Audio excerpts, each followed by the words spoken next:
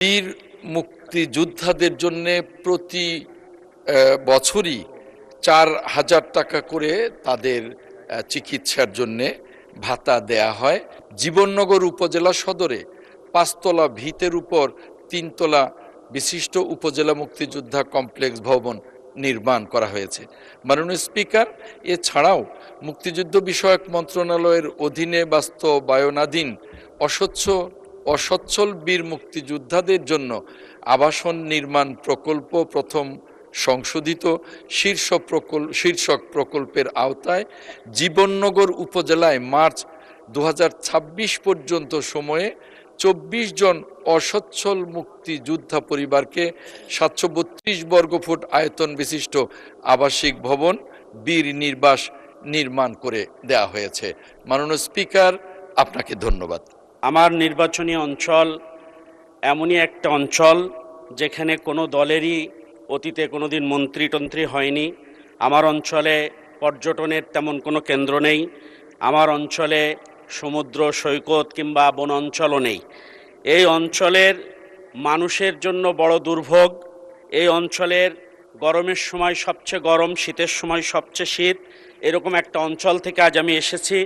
মাননীয় স্পিকার, আপনার মাধ্যমে আমরা যারা জাতির শ্রেষ্ঠ সন্তান, যারা বীর মুক্তিযোদ্ধা, তারা এখন বয়সের ভারে সবাই নুয়ে পড়েছে।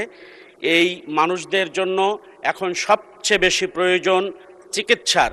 এই চিকিৎসার জন্য উপজেলা স্বাস্থ্য কমপ্লেক্স নিকটতম হাসপাতাল, সেখানে গিয়ে তেমন কোনো চিকিৎসা তারা পায় না।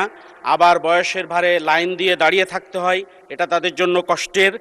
আমার উত্থাপিত বিষয়, জানার বিষয়, মুক্তিযোদ্ধা যে কমপ্লেক্সগুলো হয়েছে, এই কমপ্লেক্সগুলোর ভিতরে মুক্তিযোদ্ধাদের জন্য যারা বেঁচে আছে এবং তাদের পরিবারের জন্য চিকিৎসার কোনো ব্যবস্থা, কমিউনিটি ক্লিনিকের কোনো ব্যবস্থা করার কোনো পরিকল্পনা বর্তমান সরকারের আছে কিনা, এটা আমি জানতে চাই। মাননীয় স্পিকার, আপনাকে ধন্যবাদ।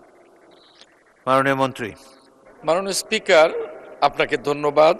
আপনার মাধ্যমে মাননীয় সংসদ সদস্যকে ধন্যবাদ।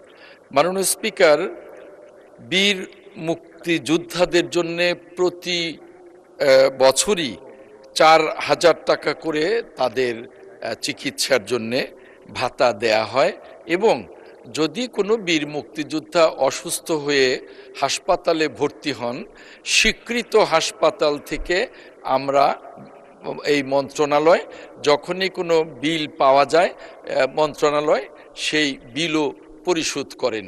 এখন মাননীয় সংসদ সদস্যের যে প্রশ্ন, যে প্রত্যেকটা উপজেলা সদরে বীর মুক্তিযোদ্ধাদের জন্যে কোনো হাসপাতাল নির্মাণের পরিকল্পনা আছে কিনা, আমরা তাদের জন্যে আমাদের মন্ত্রণালয় সর্বদা সচেষ্ট আছি এবং তাদের ভাতার বিষয়ে এবং চিকিৎসা ভাতার বিষয়েও আমরা সচেষ্ট আছি।